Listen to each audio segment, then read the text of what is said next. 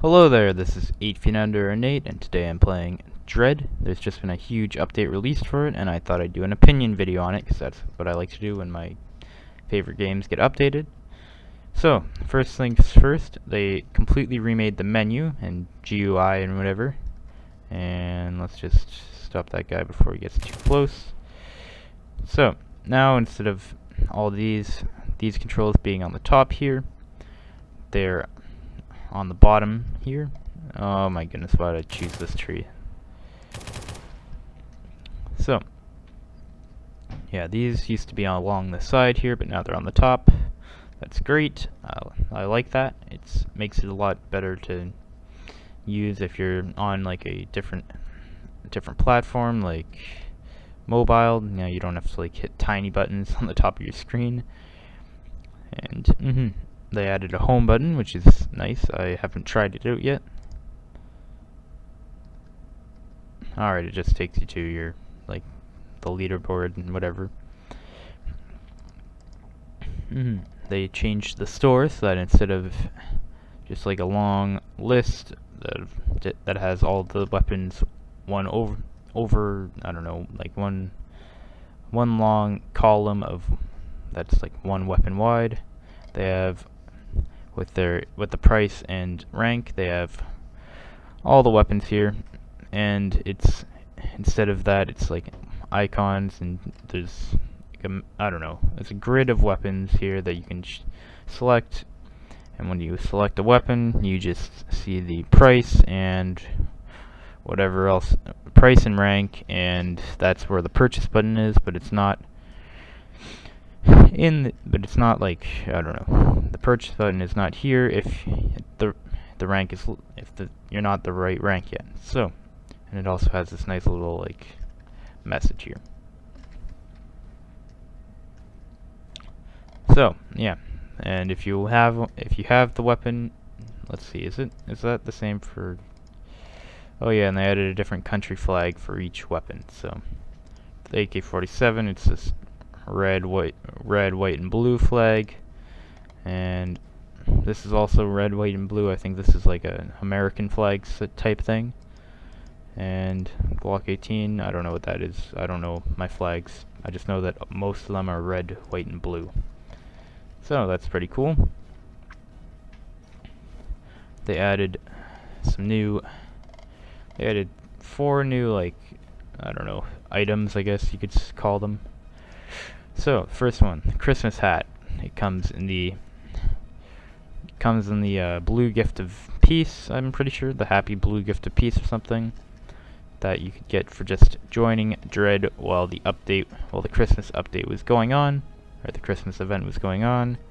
It doesn't do anything really. It's just a cosmetic. Added melee. So far the only melees in the game are your fists and the keyboard. This uppercut does about 30 damage or 40 damage, and the normal punch, that's your left click, that's about 15 or 20. And yeah, uppercut is your right click button.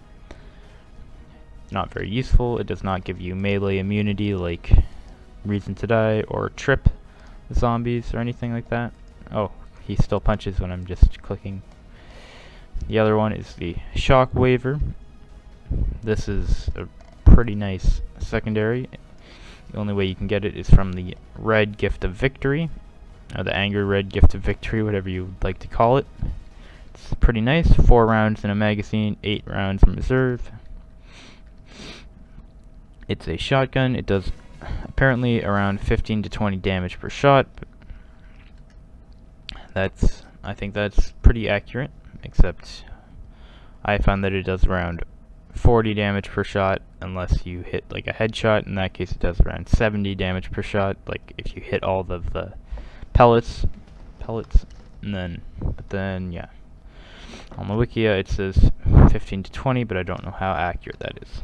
So, that's that. I'll just test it out here, just to show you guys how it works. It's automatic. It's very fast firing, so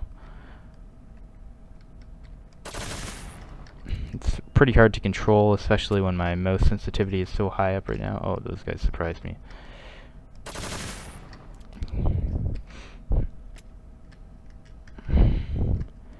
See how well it works if I'm crouching.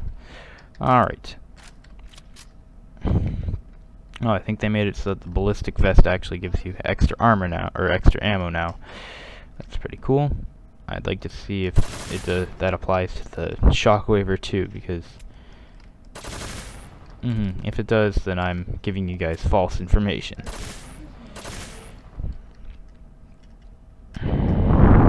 It burns through ammo pretty fast, so that's one downside to it. That's fine though. It's like a secondary, so it shouldn't be that great.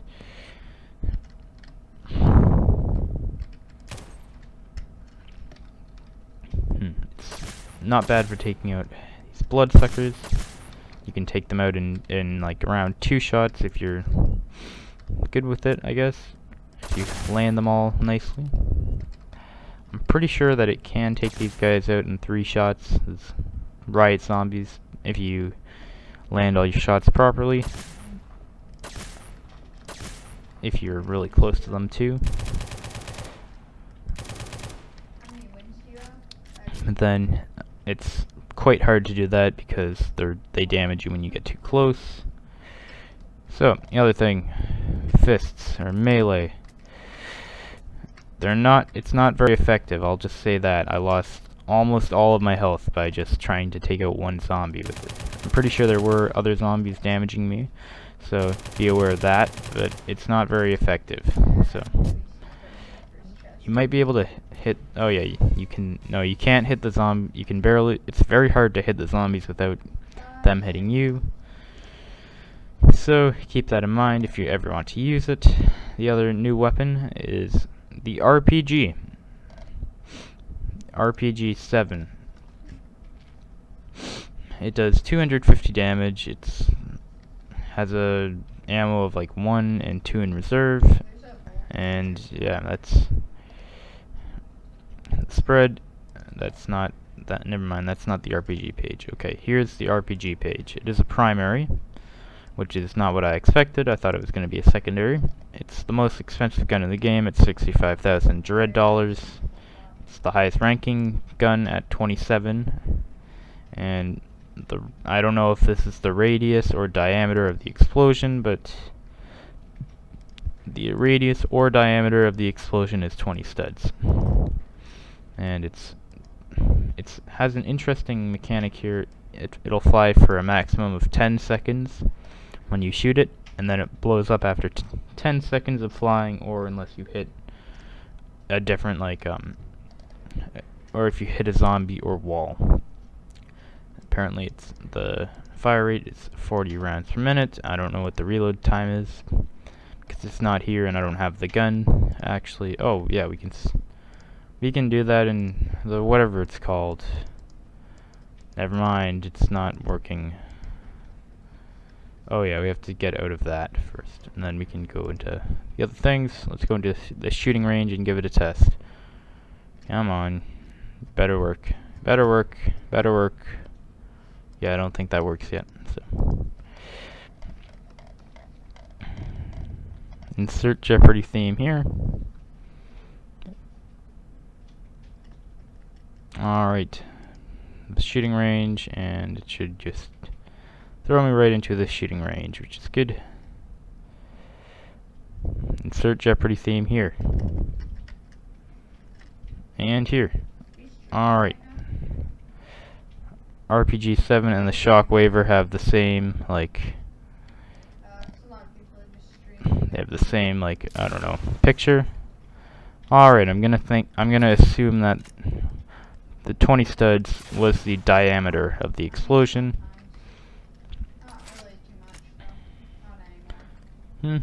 Alright, if we get a direct hit, of course it does 250 damage, so it's gonna one hit kill them. If we shoot it over here, it still one hit kills them.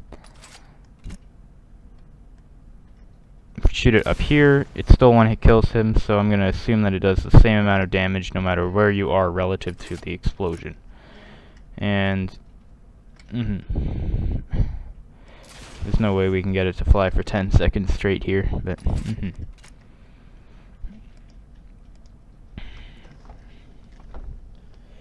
yeah, that's pretty cool. I like the idea of that, except it doesn't have great ammo. I would really appreciate it if he buffed the ammo on that. My opinions. I'm gonna start giving out my opinions now, so beware. The new menu.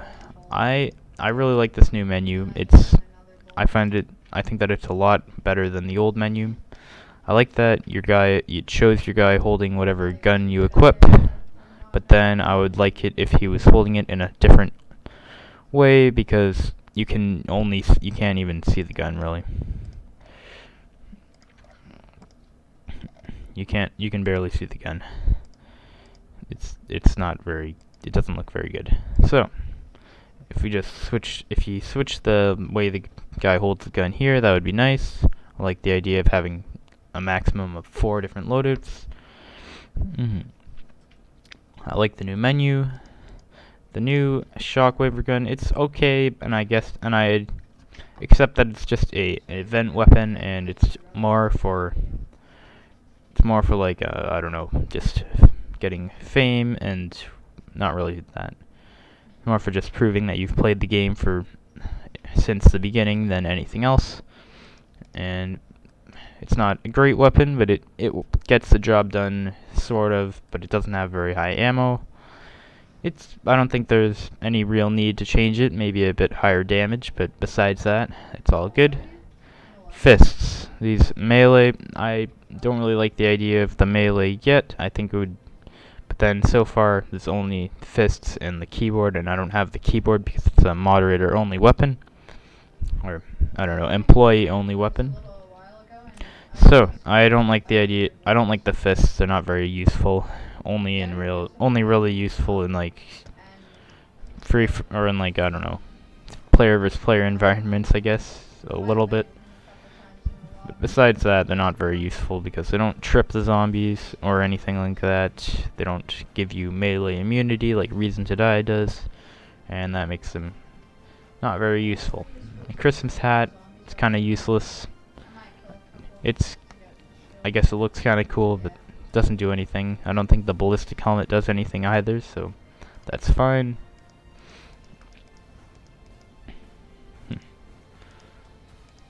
I don't know, the RPG, I guess I like the idea of the RPG.